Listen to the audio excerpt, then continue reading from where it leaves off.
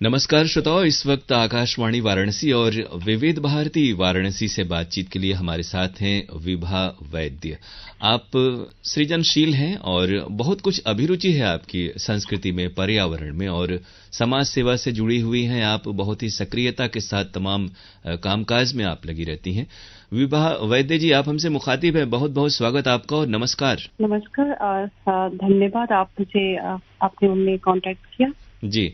और ये कह रहे हैं कि लॉकडाउन का करीब 3 महीने की अवधि रही है और इस दौरान बहुत कुछ सब कुछ रुक सा थम सा गया है। आपके अनुभव क्या रहे हैं? इस पूरी परिस्थिति को एक संवेदनशील शख्सियत के रूप में किस तरह से देखा आपने?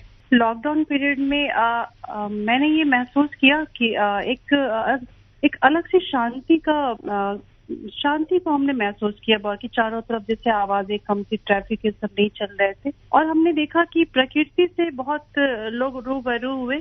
बहुत सारी चीजों को लोगों ने शेयर किया ऐसा कि जैसे प्रकृति से जुड़ी हुई, जैसे हम कहते हैं कि हाँ, चिड़ियों की चहचहाहट नहीं सुनाई देती है आजकल। तो लोगों ने बहुत सारी ऐसे चीजें शेयर की जिसे देख के लगा कि सबको प्रकृति से बहुत जुड़ाव महसूस हुआ। और मुझे भी, मैं प्रकृति से बहुत ज्यादा जुड़ी हुई हूँ। मैं अपने गार्डन में बहुत ज्यादा समय देती हूँ और हमारी रुचि पेंटिंग में भी है, गार्डनिंग में भी है। तो ये हुआ कि इस दौरान काफी कुछ आपको वक्त मिल गया होगा इन चीजों के लिए। तो क्या क्या आपका खुद का क्रिएटिविटी क्या कह रही इन दिनों? मैंने अपने एक तो पेंटिंग हमने कई तरह की तैयार की कोरोना वायरस के ऊपर। जी। हमने बहुत सारी कुछ हमने एक आकाशवाणी में हमने थोड़े स्टेटमेंट भी अपने दिए इस लॉकडाउन पीरियड को लेकर के लोगों को संदेश देने का काम किया। जी जी। कि जैसे आप मेडिटेशन करें, इस पीरियड में आप मेडिटेशन से हमारी इम्यूनिटी भी बूस्ट होती है। जैसे कि आज लॉकडाउन पीरियड में हमें कोविड से लड़ने के लिए हमें जरूरत होती है, तो हमने मेडिटेशन का संदेश दिया, प्रकृति से जुड़ने का संदेश दिया। इससे हमें आत्मिक शांति मिलती है और हमारा तनाव भी दूर होता है। और लोगों से सीधे जी पेंटिंग भी एग्जिबिट किए हमने। तो कैसी प्रतिक्रिया रही लोगों की? और मैं आपको बताऊं, मैं पीएचडी में रहती हूँ, तो यहाँ जो फैमिली लाइन की जो लेडीज हैं, बच्चे हैं, जी जी, तो मैंने ये महसूस किया कि बच्चों को एक आदत होती है फास्ट फूड खाने की बाहर, ये सब। तो मेरे को ये अचानक से ध्यान में आया कि क्यों ना मैं उन लोगों से कुछ फूड जो है फास्ट फूड बनाने की मैं विधि उनसे शेयर करूँ। तो मैंने कई क्लासेस लिए, कुकिंग क्लासेस मैंने लिए और बच्चों को बहुत सारे फास्ट फूड बनाने के लिए हमने लेडीज को सिखाया। बहुत सारे डेमो दिए हमने, इंस्टेंट पिज्जा बनाना सिखाया, बहुत सारी चीजें बनाई हमने और ये सब हमने शेयर किया। इसके दौरान ही हमने प्लांटेशन को प्रमोट करने का भी काम किया। मुझे ये मौका मिला लॉकडाउन के दौरान कि मैं लोगों के सामने में ये सब चीजें मैं रखूं, लोगों में जागरूकता फैलाऊं। तो हमने प्लांट को बहुत सारे प्लांट हमने गिफ्ट किए जो कि हर्बल प्लांट्स थे।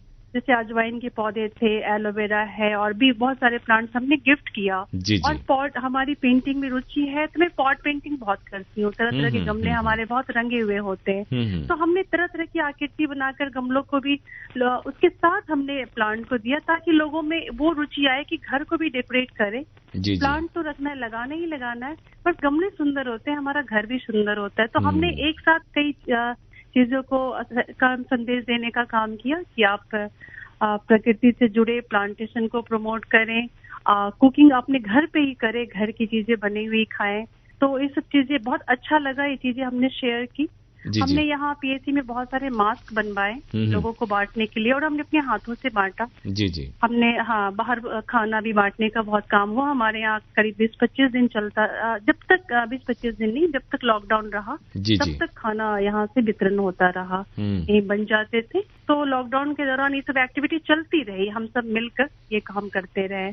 मैं भी उसमें अपनी सहयोग करती रही और भी लोग लगे थे, हमारा भी सहयोग रहा। और खुद आपकी अभिरुचि इन तमाम विषयों में किस तरह से हुई? जैसे खुद आपने कहा कि पेंटिंग भी करती हैं और पर्यावरण, पेड़ पौधों से भी आपका लगाव है और जो कुकिंग के भी बारे में आपने लोगों को काफी कुछ बताया। तो ये चीजों को आपने इतने अरसे तक सीखा होगा और अपने तक इसे महदूद करके यानी सीमित करके रखा होगा। अपनी अभिरुचि किस तरह से आपकी जागृत हुई इन चीजों की ओर? हाँ, मैं कुकिंग में इतनी ज्यादा तो मैं ये नहीं थी, लेकिन अब इस दौरान मैं कुछ ज्यादा ही लोगों को बताने के ये मैं कुछ ज्यादा ही मैंने अच्छी चीजें बनानी सीखी।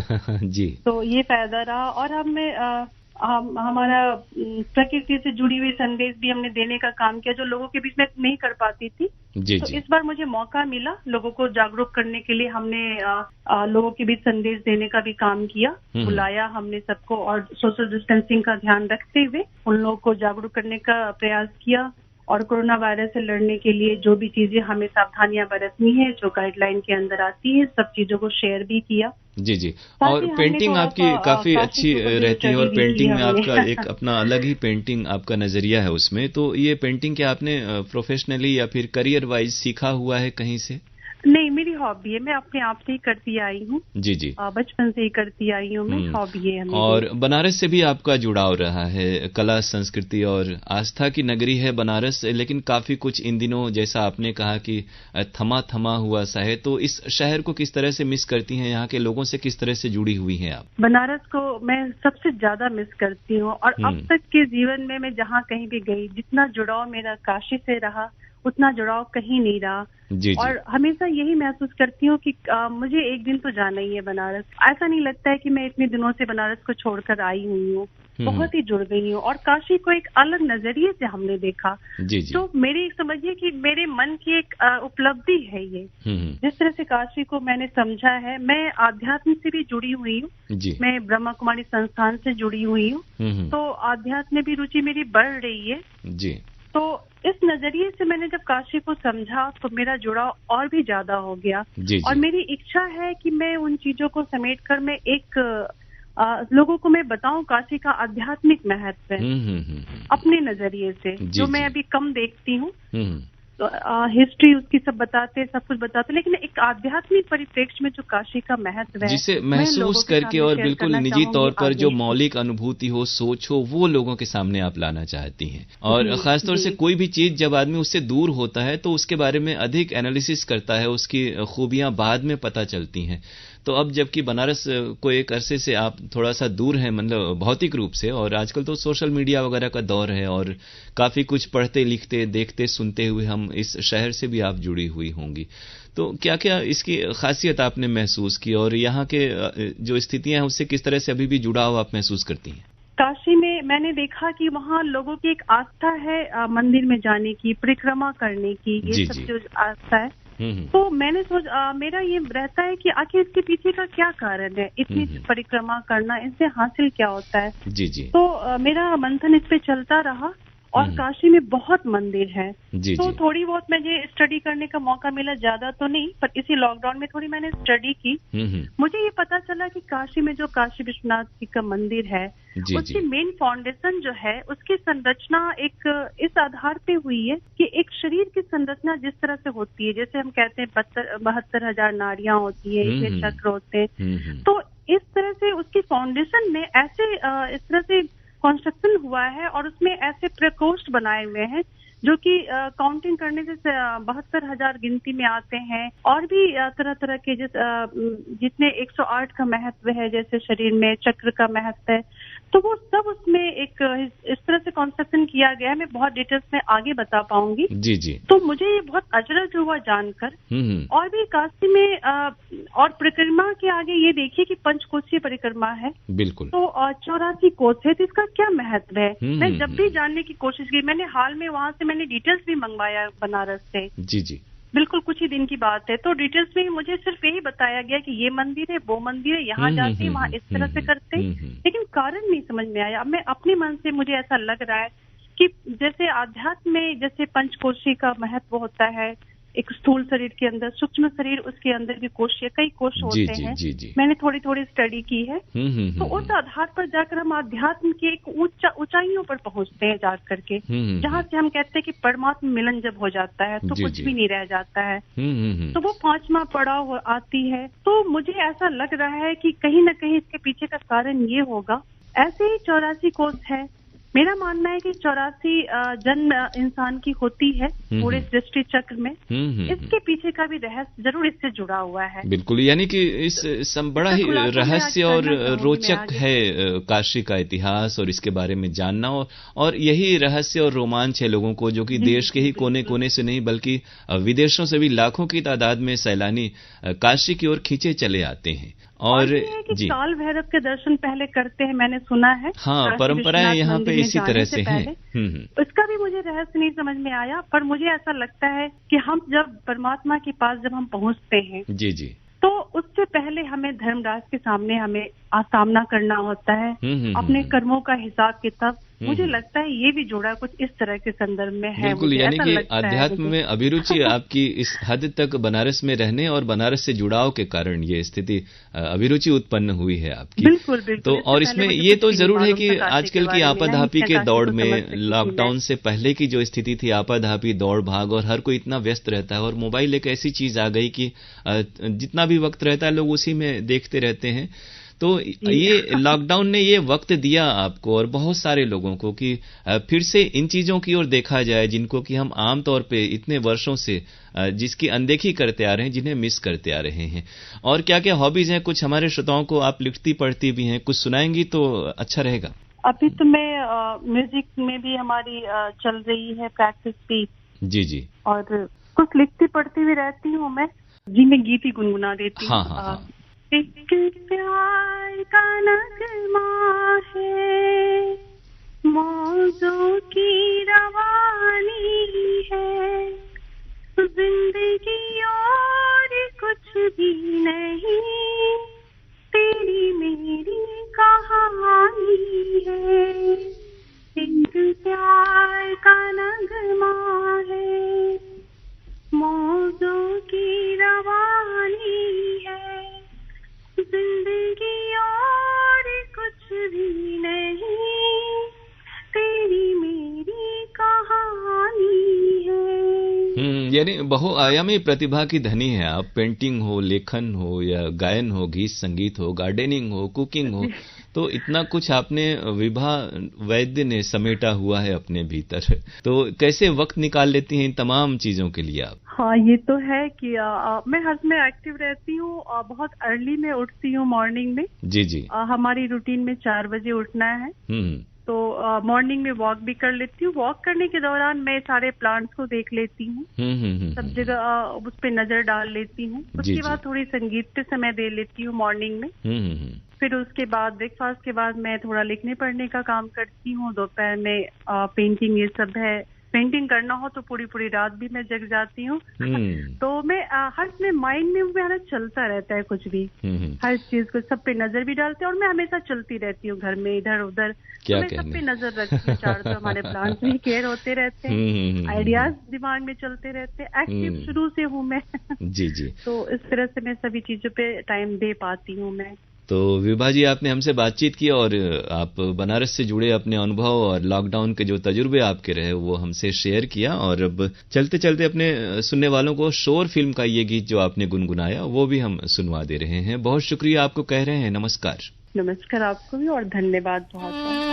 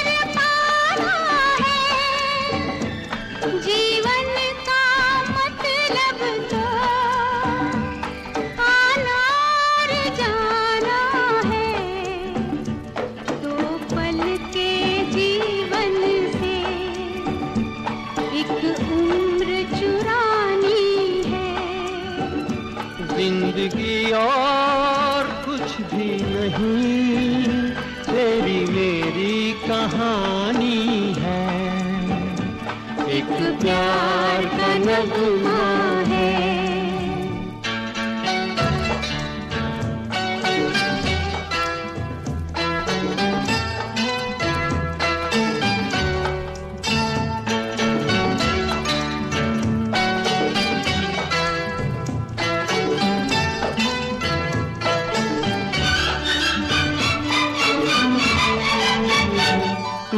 धार है नदिया की, मैं तेरा किनारा हूँ।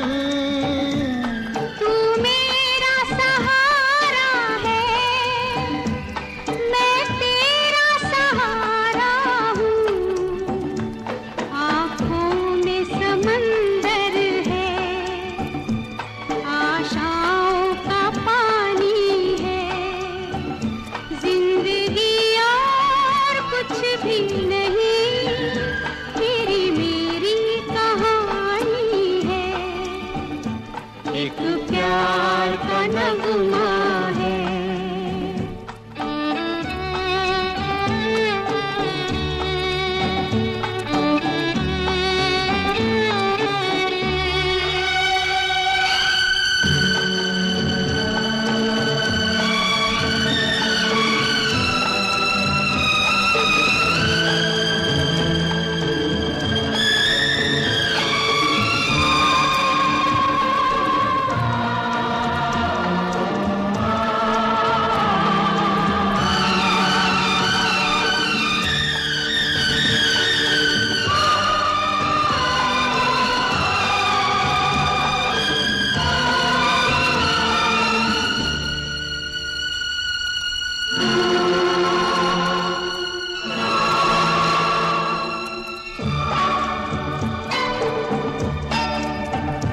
तूफान को आना है, आकर चले जाना है। बादल है ये कुछ पल का, छाकर ढले जाना है। परछाइयाँ रह जाती निशानी है। जिंदगी और कुछ भी नहीं, तेरी मेरी कहानी है। एक प्यार का नगमा है, मौजों की रवानी है। जिंदगी और कुछ भी नहीं, तेरी मेरी कहानी है। एक प्यार का नगमा है।